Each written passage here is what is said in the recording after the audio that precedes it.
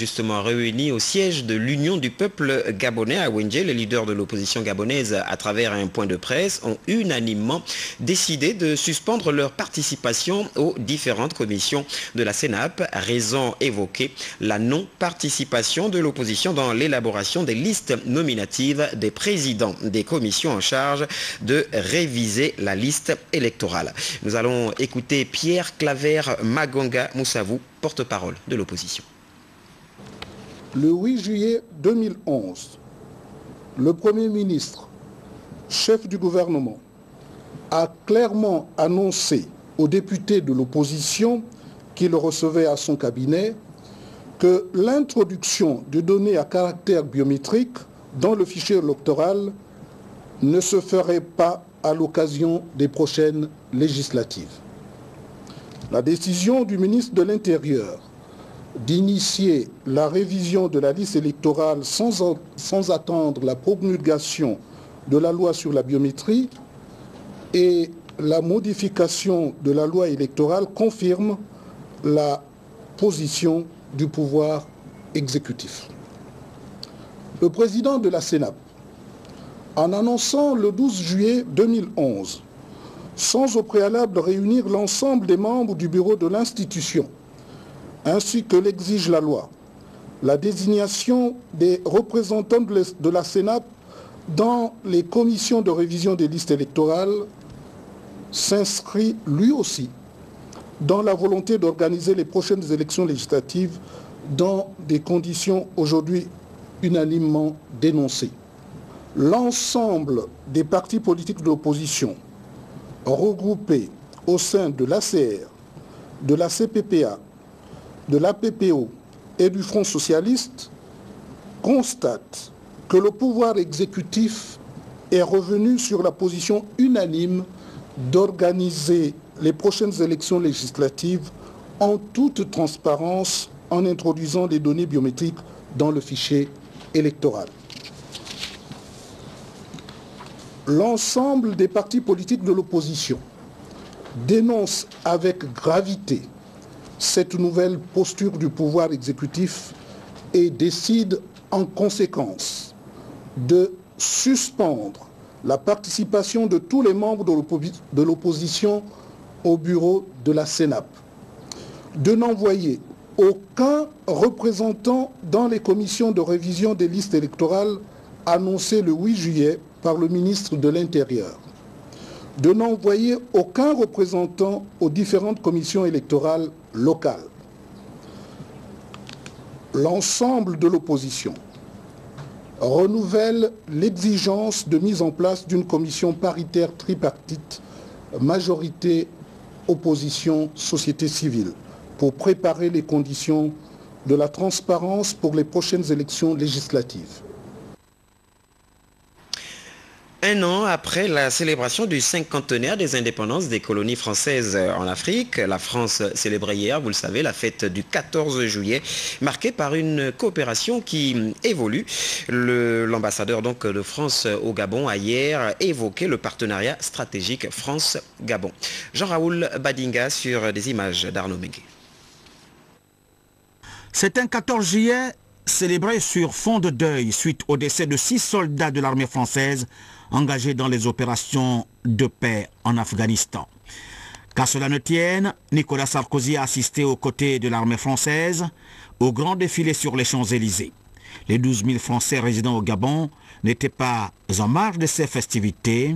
À Libreville, la résidence de l'ambassadeur de France a refusé du monde.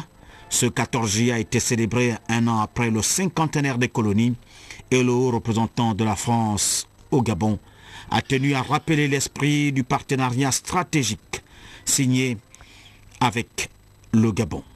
Le partenariat stratégique franco-gabonais a un premier objectif qui est politique, monsieur le ministre, et c'est l'objectif même d'ailleurs de toute politique internationale, c'est le maintien de la paix. Le maintien de la paix, dans le cadre de ce partenariat franco-gabonais, nous en avons eu un exemple en ce début d'année avec les événements de Côte d'Ivoire, où l'on a vu la contribution de la base de défense de Libreville au rétablissement de l'ordre et de la paix à Abidjan sur mandat des Nations Unies, sur recommandation de l'Union africaine et de la CEDEAO. L'arrivée prochaine du Premier ministre français François Fillon a été évoquée, avec elle les enjeux. Si l'on prend les trois piliers du Gabon de l'émergence, évidemment, on sait que les entreprises françaises connaissent bien le Gabon industriel, secteur du pétrole, du manganèse. Elles connaissent assez bien aussi le Gabon des services, les transports, la banque, le conseil. C'est peut-être du côté du Gabon vert que nous avons encore des choses à faire découvrir à nos entreprises. Et c'est pour ça que François Fillon vient accompagné de son ministre du Commerce extérieur, Pierre Lelouch, qui aura dimanche matin une réunion économique entre la CPG et le MEDEF. Le Gabon ici est représenté par Paul Tungui, son ministre des Affaires étrangères, de la coopération internationale et de la francophonie. Notez dans votre agenda que les membres du bureau exécutif de l'ONG Nzaldimbu, l'amour du village, convient à une importante assemblée générale les filles et fils du département de la Dola demain, samedi 16 juillet 2011, dans la salle des conférences de l'immeuble Arambo à partir de 14h30. Compte tenu des points inscrits à l'ordre du jour, la présence de tous est vivement souhaitée. Jeunesse façonner l'avenir, c'est du moins le thème sous lequel la journée mondiale de la population a été célébrée dans notre pays ce 15 juillet 2011. La cérémonie officielle de lancement des activités de cette journée a été présidée par le ministre de la Jeunesse, René Ndémézo. Ou bien le reportage de Cyril Bertrand Ngaleko, les images de Marlise Mengue. Célébrée à travers l'ensemble de la planète le 11 juillet de chaque année, la cérémonie officielle de la Journée mondiale de la population s'est déroulée ce 15 juillet à Gabon Expo, avec au programme l'exposition de plusieurs stands et consultations gratuites. Après l'intervention de Mariama Daboe Diop, directrice adjointe du Fonds des Nations Unies pour la population UNFPA, sur le sous-thème choisi par le Gabon « Jeunesse, façonner l'avenir », les jeunes leaders ont fait des suggestions au gouvernement. L'État devrait garantir à tous les jeunes Gabonais la pleine jouissance des droits de l'homme et des libertés fondamentales, conformément à la Charte africaine de la jeunesse et à la Charte des droits de l'enfance. Le gouvernement devrait vivement encourager les jeunes, y compris les organisations des jeunes, à prendre une part active au programme visant à partager et à mettre en valeur l'environnement. Dans son allocution circonstancielle, le ministre de la Jeunesse a réaffirmé la volonté des plus hautes autorités à placer la jeunesse au cœur du développement du pays. Il s'agit pour le département ministériel dont j'ai la charge de renforcer la cohésion sociale de la jeunesse. Notre souci étant de la voir s'épanouir, de tester ses aptitudes, afin qu'elle puisse acquérir le savoir et les compétences nécessaires à son développement. On ne le dira jamais assez, comme le citait Mariama Daboe Diop, l'investissement dans les adolescents est l'un des investissements les plus intelligents qu'un pays puisse faire. Les membres du CNC, le Conseil national de la communication, se sont retrouvés ce jour autour de leur président Jean Ovono Essono pour la traditionnelle séance plénière ordinaire. Tout de suite, la synthèse des travaux avec Jean Ossier Otunga de la presse du CNC sur des images d'Étienne Rodrigue Bassioro de la deuxième chaîne de télévision. À l'entame de cette 4e session plénière ordinaire du Conseil national de la communication sous la présidence de Jean Ovono Essono, une minute de silence a été observée en mémoire de regrettés Agathe Bonasembe et Marie Mayela, deux employés en service au Conseil national de la communication récemment rappelés à Dieu. Ensuite, la plénière s'est penchée sur l'ordre du jour, un ordre du jour qui, dans ses principaux points, a fait large écho sur les rapports des conseillers membres de l'instance de régulation des médias au Gabon, ponctués par des communications et autres contributions orales axées sur l'évolution de la presse gabonaise dans son ensemble. Ainsi, au chapitre du contenu des médias, presse écrite et audiovisuelle, le Conseil observe que certains acteurs, au nom de la liberté de la presse, semblent malheureusement s'écarter des règles et principes élémentaires qui régissent leur noble métier, conformément aux lois et règlements en vigueur dans notre pays. Conséquence immédiate, la plénière de ce jour a encore une fois de plus reçu et examiné près de 5 saisines émanant des citoyens qui se plaignent de diverses situations, les mettant en cause évoquées par voie de presse ces derniers temps. Le ministre en charge de l'Éducation nationale, Séraphin Mundunga, a récemment effectué une tournée dans différents centres d'examen de la capitale. Il est allé s'enquérir des conditions de déroulement des épreuves orales du baccalauréat session 2011. Octavie Hollande-V, Félix Moudibangoui, compte rendu. Au complexe Georges Mabignac, comme partout où il est passé, Séraphin Mundunga est allé toucher du doigt les conditions de déroulement des épreuves du bac. Pour le ministre en charge de l'Éducation nationale, l'école gabonaise doit retrouver ses lettres de noblesse à l'heure de la promotion de l'excellence. C'est un métier très ingrat, mais c'est un beau métier. Parce que la particularité, c'est que nous avons la mission de restaurer l'image de l'enseignant, l'image de l'enseignement, pour que la confiance revienne à l'école et aux enseignants.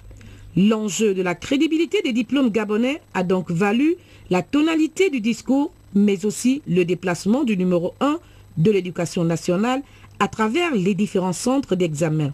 Séraphin Mundunga s'est voulu le promoteur d'un système éducatif engagé sur la voie de l'émergence. On va voir comment ça se passe du système éducatif et surtout restaurer la crédibilité de notre bac à l'étranger.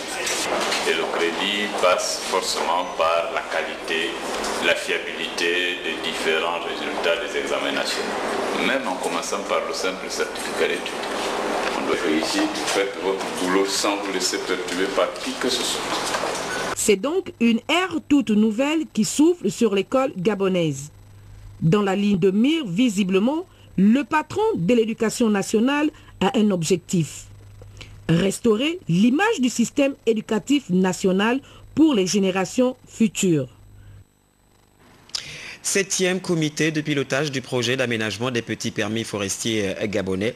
Les travaux tenus il y a quelques jours à Libreville ont abouti sur plusieurs recommandations allant dans le sens de la préparation de la phase 2 du projet. Détails et explications dans ce reportage sur les images de Christian Odjigui de la 2e chaîne de télévision. Les comités de pilotage du projet d'aménagement des petits permis forestiers gabonais se succèdent, mais ne se ressemblent pas. Pour cette 7e rencontre du genre, il est plus que jamais question du devenir du projet dans un contexte d'accélération de l'industrialisation de la filière bois au Gabon.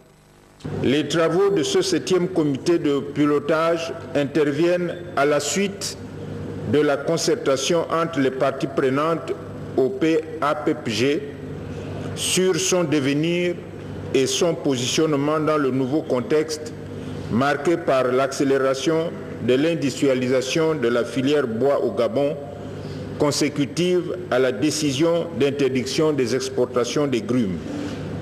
Pour les travaux de ce 7e comité de pilotage, l'on aura noté encore et toujours la précieuse contribution de l'Agence française de développement et celle, bien sûr, des acteurs de la filière bois qui apprécient à sa juste valeur l'indispensabilité du projet. Que ça ira dans les bonnes conditions, dans de très bonnes conditions, pour pouvoir alléger nous, petits permis gabonais, pour aller de l'avant et pourquoi pas ne pas aboutir aux objectifs donc tracés déjà par le petit permis forestier.